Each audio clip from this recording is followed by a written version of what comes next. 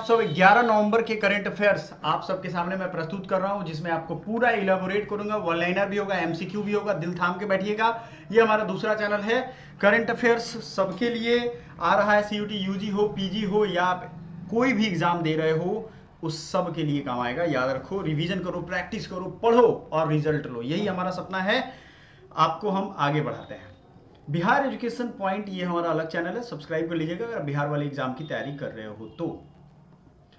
अनिल प्रधान को रोहिणी नैयर पुरस्कार से सम्मानित किया गया। अब ये रोहिणी नायर पुरस्कार अगर हम लोग देखें तो ये क्या है, ये गांव के क्षेत्र में, ग्रामीण क्षेत्र में जो उन्नत विकास होता है उसके लिए जो बच्चे, जो लोग काम करते हैं, उनको ये दिया जाता है। इन्होंने स्टेम यानी साइंस, विज्ञान, इंजीनियरिंग, गणित के शिक्षा के क्षेत्र में ये काम किए थे इन्होंने, तो उनको ये मिला है। प्रधान 28 वर्ष के हैं, जो उड़ीसा के बरल गांव के। तो किसको मिला है? अनिल प्रधान को।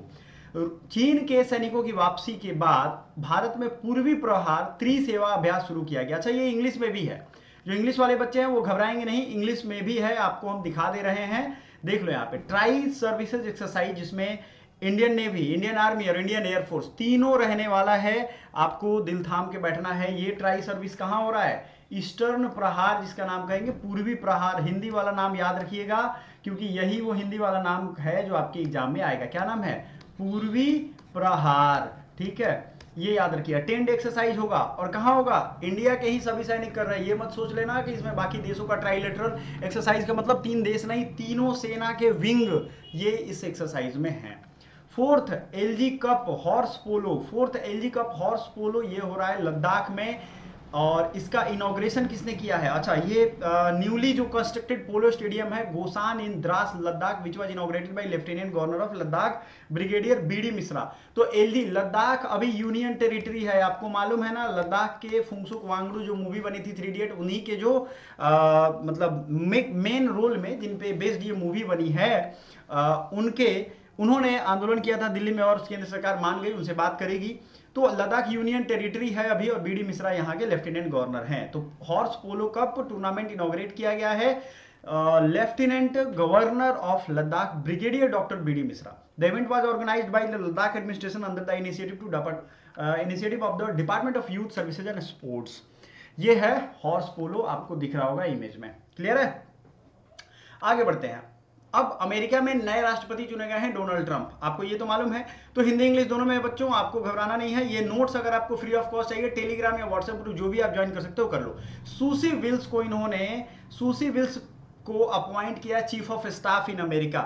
और ये सूसी विल्स महिला है, और ये पहली महिला है जिनको ये पद दिया गया है। समझ में आ गया? पहली महिला white house chief of staff नियुक्त किया गया है।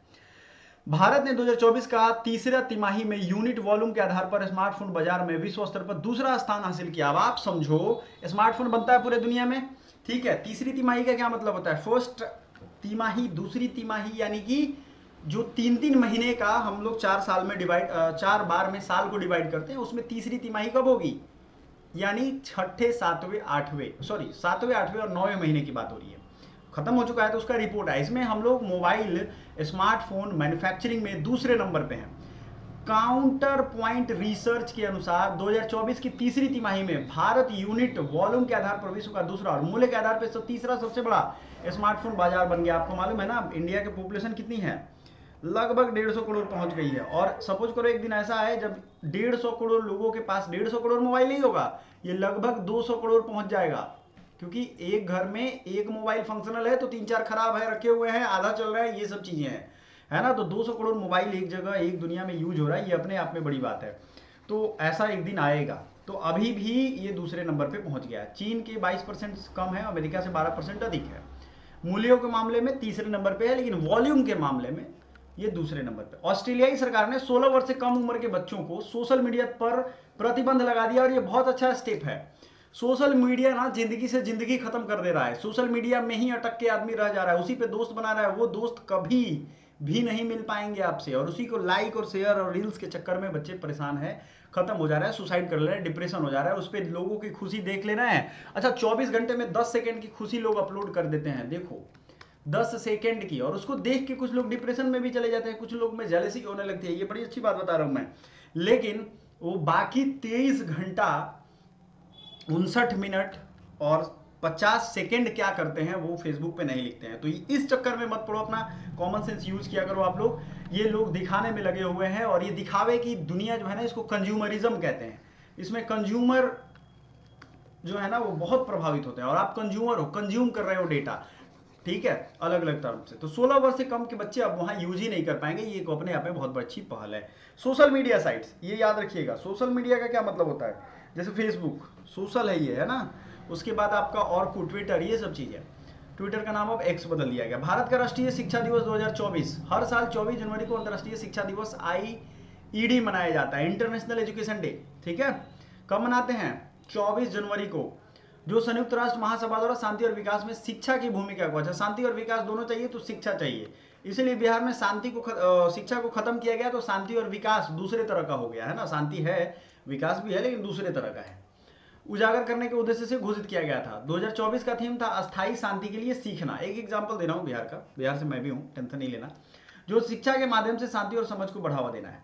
तो 2024 का थीम क्या था? अस्थायी शांति को के लिए सीखना, जो शिक्षा के माध्यम से शांति और समझ को बढ़ावा देने की आवश्यकता पर जोर देता है। यह वैश्विक मुद्दों के समाधान के लिए शिक्षा की भूमिका को उजागर करता है। एक जरूरी चीज ये है कि आपको ये डे याद रखना पड़ेगा, एग्जाम में आता है। भारतीय स्टेट बैंक ने APIX के साथ मिलकर SBI इनोवेशन हब का अनावरण किया है। APIX क्या होता है आगे हम लोग देखेंगे। एक अग्रणी वैश्विक सहयोगी नवाचार मंच के साथ मिलकर के SBI इनोवेशन हब लॉन्च किया। तो आपसे यही पूछा जाएगा इनोवेशन हब किस बैंक ने लॉन्च किया? SBI ने। यह मंच विशेष रूप से फिनटेक कंपनी उद्यमियों इनोवेटर्स के लिए डिजाइन किया गया है, जहां SBI विशाल ग्राहक उधार की डिजिटल जरूरत को अगली पीढ़ी के लिए वित्तीय उत्पाद बनाए जाएंगे। अब देखो, आपसे जो क्वेश्चन पूछा जाएगा उसको समझो जिस तरीके से। MCQ कर लेते हैं कुछ। भारतीय सेना ने के उत्तरी कमान में शामिल मशीन पिस्टल का नाम क्या है? तो ये जो पिस्टल बनाया गया ना, B is the right answer, उसका नाम है असमी। ये बनाया है किसने? भारतीय सेना ने अपने उत्तरी कमान। नॉर्दर्न कमान का हेडक्वार्टर कहाँ है? जम्मू उधमपुर। याद है आपको? नहीं याद है तो जीके क्लास देखना करो, रेगुलर देखो आप लोग, ठीक है। अब छुट्टियां खत्म हो गई हैं, आपको सुबह डेली मिल जाएगा ये करंट अफेयर्स की क्लास। 550 असमी मशीन पिस्तौल शामिल की है, जो भारतीय सेना की आत्मनिर्भरता की दिशा में एक महत्वपूर्ण कदम है। इस पिस्तौल को भारतीय सेना के कर्नल प्रसाद बंसोड़ ने DRDO के साथ मिलकर विकसित किया है। कर्नल प्रसाद बंसोड़, है ना। इसका निर्माण हैदराबाद की एक भारतीय कंपनी द्वारा किया जा रहा है। तो सोचो, पिस्टल पहले जो हम लोग बाहर से मंगाते थे, तो हैदराबाद की ही एक भारतीय कंपनी बना रही है। ये कितनी बड़ी बात है। इसका नाम क्या है? 550 असमी मशीन पिस्तौल है। ये मशीन की तरह कार्य करेगा। वो बात नहीं है कि 2-4-10 गोली फायर करने के बाद आग निकलने लगेगा या खत्म हो जाएगा, ऐसी बात नहीं है। तो इसकी सबसे अच्छी है क्या? ये कैपेबिलिटी, इसीलिए इसका नाम है असमी, ठीक है, भारतीय नाम है। और किसने बनाया है? कर्नल प्रसाद बंसोड़। क्या आज से 10 साल पहले ये होता था? भारत में सब चीज बाहर से खरीदना पड़ता है। जब बाहर से खरीदोगे गरीब बन जाओगे, यहां से बेचोगे अमीर बन जाओगे, है ना। राष्ट्रीय कैंसर जागरूकता दिवस 7 नवंबर को किसकी याद में मनाया जाता है? तो मैरी क्यूरी के नाम पे हर साल 7 नवंबर को कैंसर जागरूकता दिवस मनाते हैं, जिसका उद्देश्य कैंसर के बारे में जागरूकता फैलाना है। तो कैंसर जागरूकता यानी कैंसर अवेयरनेस डे कब है? 7 नवंबर को। कब है? 7 नवंबर को।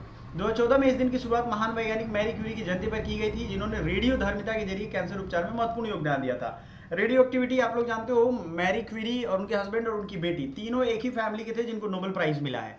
ये भी आपको है। भारत में हर साल लगभग 15 लाख नए कैंसर के मामले सामने आते हैं।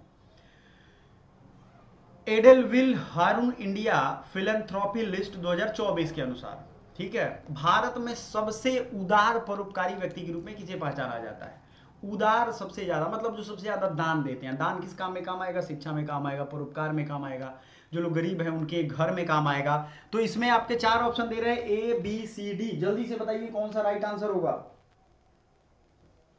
जल्दी से बताइएगा।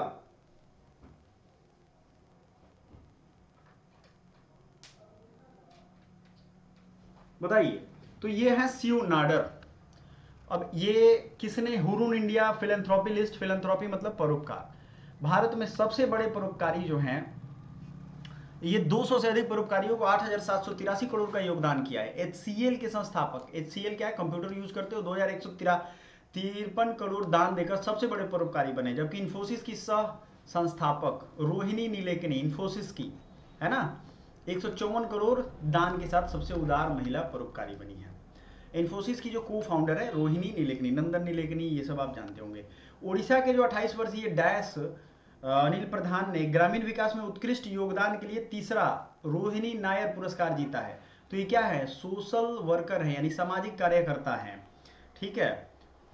रोहिणी नायर पुरस्कार कौन है, अनिल प्रधान, सामाजिक कार्यकर्ता है। स्टेम शिक्षा से उन्होंने ग्रामीण में डेवलपमेंट का फोकस किया।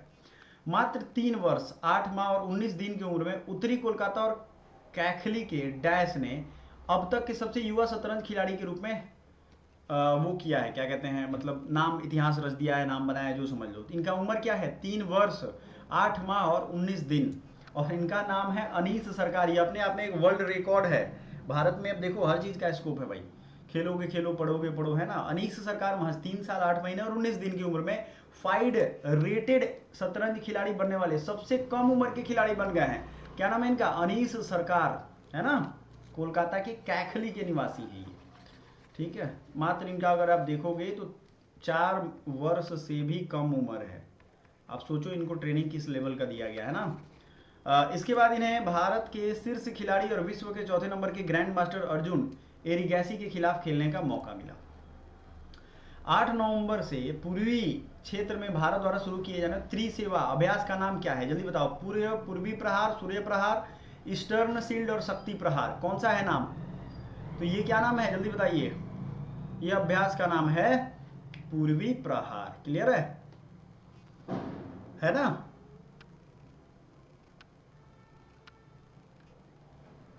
जल्दी बताइए।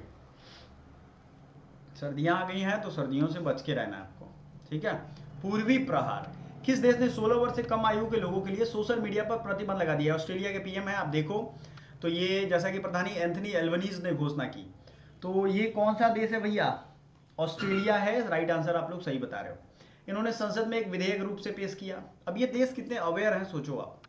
इसका कानूनी उद्देश्य बच्चों पर सोशल मीडिया के नकारात्मक प्रभाव को रोकना है। जैसे चीन में क्या हुआ था कि वीडियो गेम्स पे चीन ने 3-4 घंटे का लिमिट लगा दिया कि इससे ज़्यादा आप वीडियो गेम्स नहीं खेल सकते हो, चीन में खेलोगे तो सजा हो जाएगी, है ना।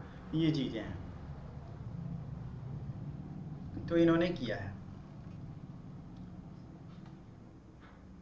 विश्व रेडियोग्राफी डे कब मनाते हैं, रेडियोग्राफी डे, तो रेडियोग्राफर सीइंग द अनसीन, ये इसका थीम है। और कब मनाते हैं जरूर हमें कमेंट करिए। 8 नवंबर को वैसे मनाया जाता है। इसका उद्देश्य रेडियोलॉजी, रेडियो ऑपरेटर आपने सुना होगा, वो अलग होता है। रेडियोलॉजी जो होते हैं, जैसे आप जाते हो एक्सरे कराने तो उसके लिए एक्सरे टेक्नीशियन होता है, रेडियो के लिए रेडियोलॉजिस्ट होते हैं। आप जाते हो स्पेक्ट्रोस्कोपी कराने तो उसकी अलग पढ़ाई करके वो आते हैं। सीटी स्कैन, एमआरआई, फ्लोरोस्कोपी, इन सब टेक्निक में इसका इस्तेमाल होता है, जो रोगों के निदान और इलाज में सहायक होता है। 2024 की थीम रेडियोग्राफर अनदेखी को देखना है, ठीक है। वन लाइनर आ जाओ। भारतीय सेना के उत्तरी कमान में जो मशीन पिस्टल है उसका नाम क्या है, अस्मी। चलो वन लाइनर हम लोग हिंदी में है बट इंग्लिश में भी करेंगे, क्योंकि काफी चीजें हमने हिंदी में कर लिया है, ठीक है। चलो आ जाओ देख लेते हैं। What is the name of the machine pistol inducted into Indian army northern command, Asmi. National cancer awareness day 7 नवंबर को मनाते हैं मैरी क्यूरी के उपलक्ष्य में। According to EdelGive Hurun India philanthropy, Shiv Nair is on the top list. 2153 crore रुपए इन्होंने दान कर दिया है।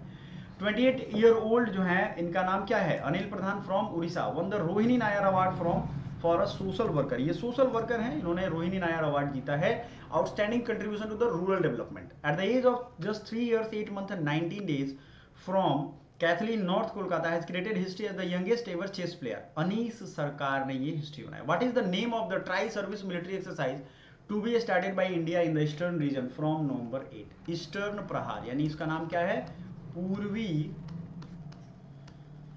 प्रहार। Which country has propose to ban social media, तो ये हो गया ऑस्ट्रेलिया, 16 साल से कम के बच्चों के लिए।